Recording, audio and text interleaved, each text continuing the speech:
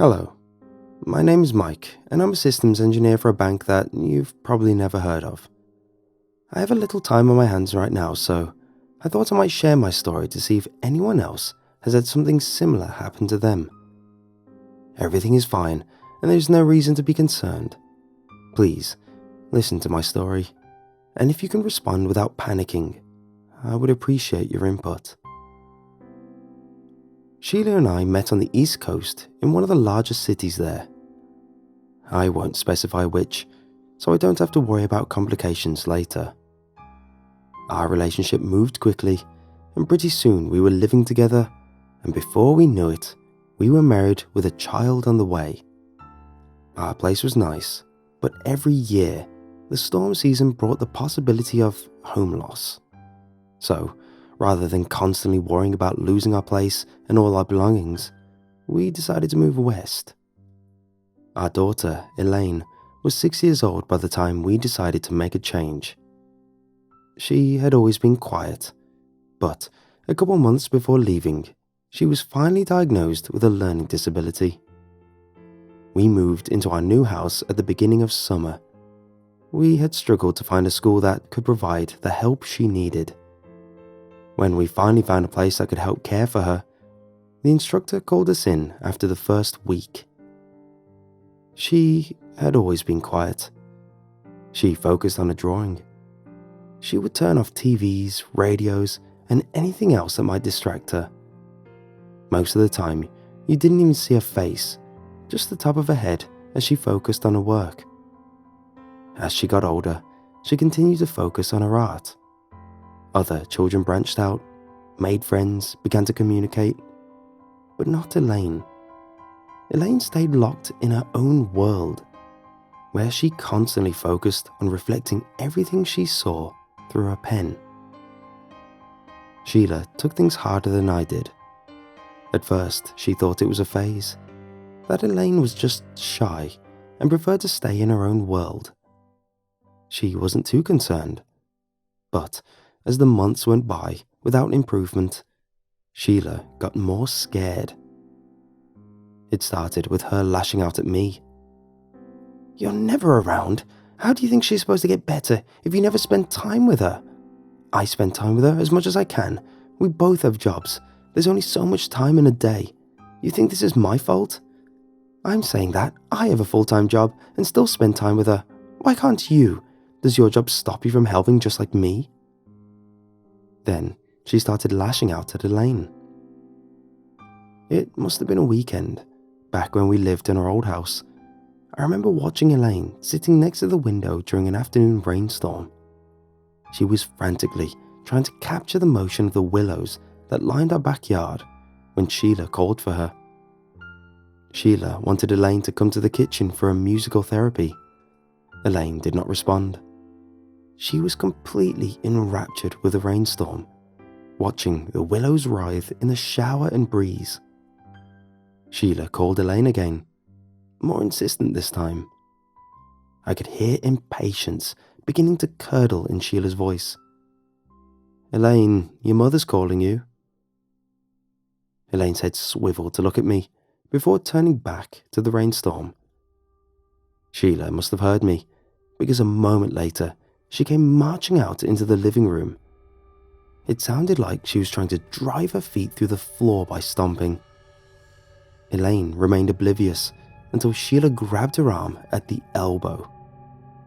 Sheila shouted her first, middle, and last name, as if using the complete thing would guarantee her attention. Taking Elaine's elbow, she began to lift her from the seat. With the connection to her subjects broken, Elaine unloaded a guttural hiss at Sheila and promptly took a swing at her with her free arm, nearly tearing Sheila's prized Celtic braid necklace. The fist arced wide, missing her mother. Aghast, Sheila jerked Elaine's arm, throwing her off balance, and brought her hand up, slapping Elaine. I rose from my chair, but had not tried to stop what was clearly in motion. Elaine broke free of Sheila's grasp and ran off to her room. She slammed the door and proceeded to demolish her possessions in a fit of rage. This wasn't the worst, or even the first incident with Elaine, but it felt like a turning point. The point when Elaine began to drift away from Sheila. I had hoped the move might put some distance between our family and those feelings, but I think we brought it with us, just like our other baggage. We arrived at the school. We would see what I now know was the first sign something was terribly wrong. After checking in at the office, we made our way towards Mrs. Northrum's room. Everything was clean. The halls reflected a modern school, built and maintained with care. The brown tiling on the floor could almost hold a reflection, while the lockers that lined the walls were freshly painted avocado green. We waited outside of Mrs. Northrum's classroom for several minutes before she checked outside for us. Peeking around the door, she invited us in and motioned at 2 padded armchairs across from her desk. "Thank you for coming in today. What did you want to see us about? Is Lane adjusting to the class all right?"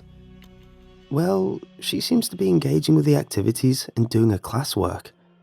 But there was something else I wanted to talk with you about." Her heavy tone betrayed her trepidation about discussing the matter further, but she seemed to steel herself before going on. Mrs. Northrum's quivering hand sank under the desk as she went for the drawer. The locking mechanism clicked open, and the bearings squealed as she opened it. She reached in and withdrew a manila envelope containing several pieces of A4 paper, clearly marked up with pen and crayon markings, and set it on the table. "Many children use art as a way to process issues at home, but I've never seen anything like this. Your daughter is obviously talented, but the subject of her drawings are troublesome." She reached into the folder and took a drawing from the top and set it before us. The scene depicted Sheila, curled up on a familiar green carpet, being torn apart and eaten by 3 strange figures. They appeared to be jet black mummies. Their arms and legs were stick-thin, with their joints knobbed grotesquely. Their arms ended in long, thin hands with sharp, talon-like claws. The skin and faces reminded me of photos of bog mummies whose skin had been stained black by water. They appeared to be crouching around Sheila, peeling her skin and tearing flesh away. The drawing seemed to capture a moment when they had been interrupted, the 3 figures turning to look at the artist. No eyes, just empty sockets where eyes should be. My stomach started to turn. Some things did not benefit from Elaine's high-definition art style. I turned to Sheila to take in her response. She sat in the chair, arms crossed, tight-lipped, trying not to betray any response to the picture. "We try not to make children ashamed to express their creative side," droned Mrs. Northrum, "especially in situations where there are communication issues. However, Elaine's skills made her drawing choices particularly upsetting for the other students." She explained that she had held onto the drawing because she did not want to press it as an issue unless Elaine made more of them. "Elaine drew this earlier in the week." Mrs. Northrum reached into the folder resting between them and revealed a second drawing, clearly in the same realist style that Elaine had used for her other pictures. It depicted one of the black mummies from her previous drawing emerging from a husk-like skin of a woman. The thing was disrobing on a familiar green carpet. Where had I seen that carpet before? It reminded me of a cicada emerging from its pupal shell. Sheila maintained a poker face, trying not to betray any sense of betrayal or revulsion. Inspecting the drawing a second time, I recognized the dress. It was one of Sheila's. She had worn it several weeks ago. Sheila maintained her icy, unreactive shell throughout the remainder of Mrs. Northrum's presentation. The teacher made some suggestions about ways we could encourage Elaine to focus on other subjects in her art. Then, finished the discussion with a pep talk about how Elaine was making real progress. That part of the conversation didn't really stick with me. The drawings, those remained. We took the drawings and agreed to speak with Elaine about her art. As we walked back to the car, the dam started to break. Sheila began to let down her guard. None of the implications from Elaine's drawings were particularly flattering. Elaine had always drawn things from life, never any of the typical phantasms that populate children's drawings. Did Elaine really see a mother like that, consumed by decrepit horrors and becoming one? As we got to the car, Sheila threw her face into my chest and began to gently weep. I nuzzled her head, trying to comfort her. I don't know. We got into a Honda CR-V and began to drive home. I was behind the steering wheel while Sheila held the drawings. They were encased in a manila envelope, as if it could protect us from the contents. I focused on the road while Sheila absent-mindedly stared out the window while a quiz program from NPR played in the background. I didn't notice until it was too late. Sheila opened the folder, removed the drawings, and began tearing them apart. "What are you doing?" "What the teacher should have done," Sheila responded, then lowered the passenger side window, dumping the fragments into the wind. Once we got home, Sheila marched directly to Elaine's room to confront her. I heard shouting, screaming, and finally stomping as Sheila came down the stairs with Elaine's art supplies. She marched over to the fireplace in our new house and dumped her supplies into the hearth. Everything went in, nothing would escape. She barked, "Go get a light, Mike." And then, to my lingering regret, I went to the kitchen and returned with a lighter. Sheila took it and stooped down. She began wadding drawings and placing them like tinder. Then, with a few rakes of the lighter's wheel, the remains of Elaine's hobby were burning. The fire spread quickly, and soon, all of the tools and papers were engulfed. Later, Elaine came downstairs and bore witness to her loss. She returned upstairs to sob, grieving over the loss of her expression. After this initial burning, Sheila instituted a general prohibition on Elaine's art.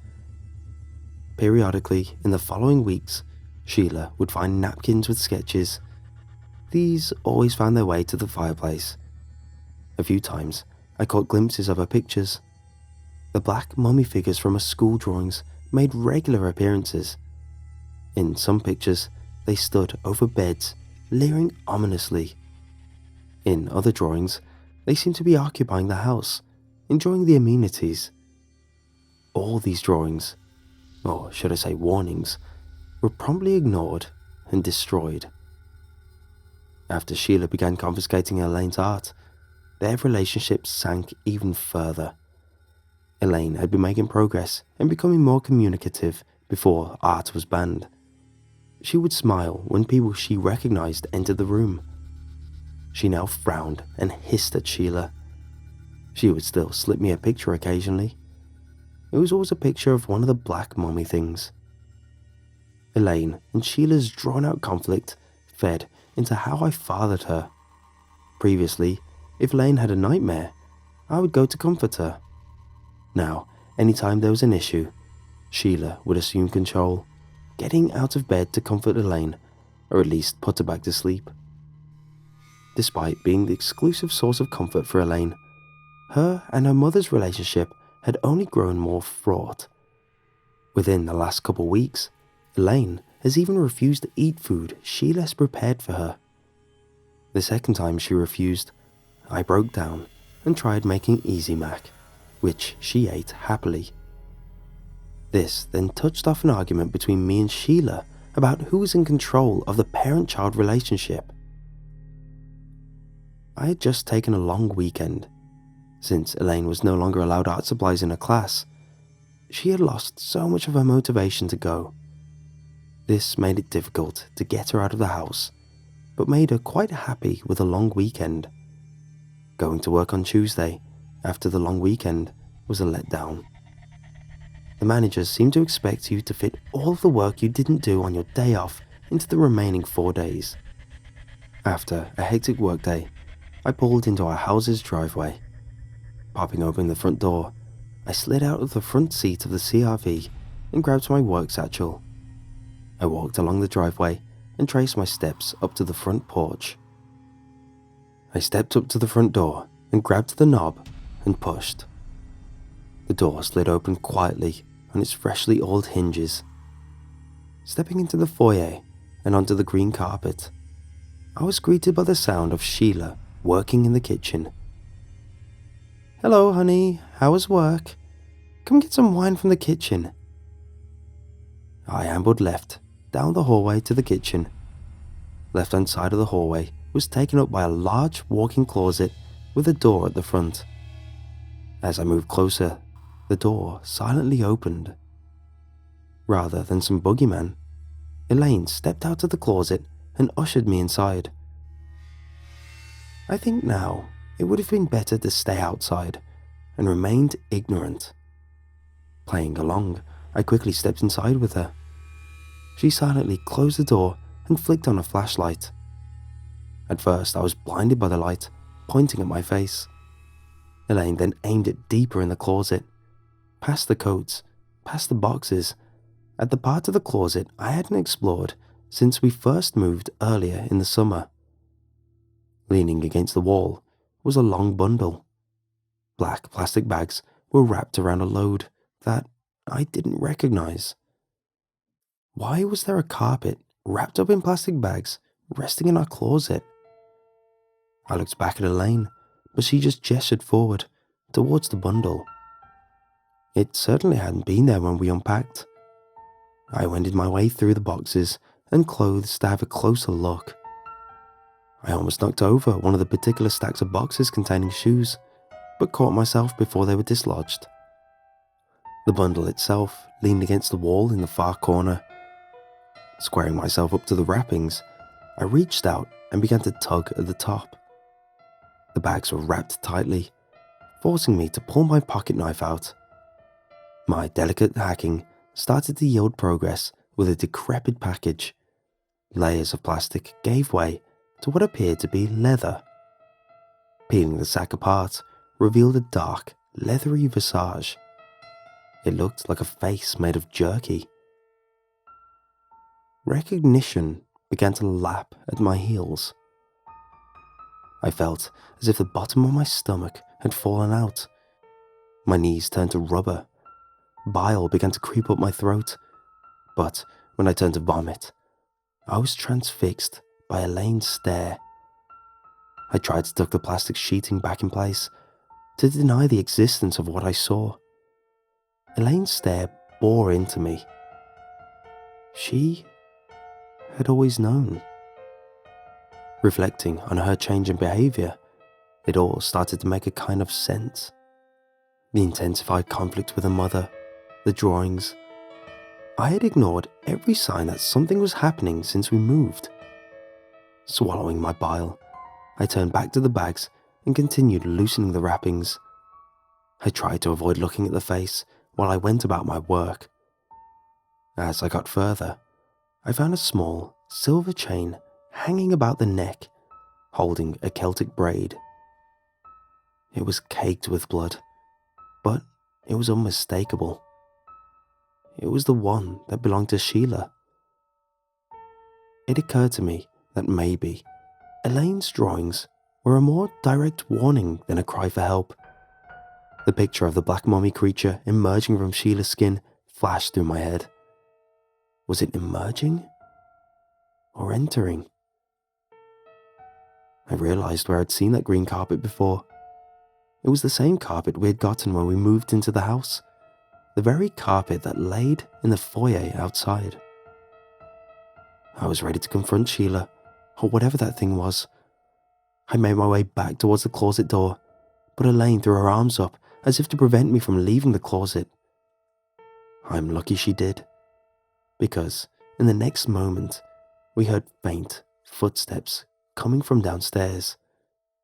Tap, tap, tap, tap. She turned the flashlight off. Light shone from underneath the closet door. Then, two shadows, a matching pair of feet, traversed the doorway. From the look on Elaine's face, it was clear that the shadows belonged to something that we should be avoiding. We could hear faint voices, even through the closet door. I crouched next to it and held my ear to the door crack of the closet. I couldn't understand what was being said, but it sounded like Sheila, talking with a crackly, reedy voice. Suddenly, they stopped speaking. There was silence in the closet. Our doubt shielded us from having to know what was outside. The urge to hide washed over me in waves. I pulled my cell phone from my pocket and put it on silent. I leaned against the wall of the closet and slowly slid down to my ass. I'm not sure what to do now. I've been sitting here thinking about everything for the last half an hour. Elaine is watching me intently now. Periodically, we hear more footsteps and more of the crackly, reedy speech. It is now well past the time I normally come home. Sheila heard me come in. I'm really worried. Worried that if I leave the closet, Sheila, or the thing wearing Sheila's skin, won't have time to pretend to be Sheila. Worried that this time, the Sheila thing will decide not to pretend.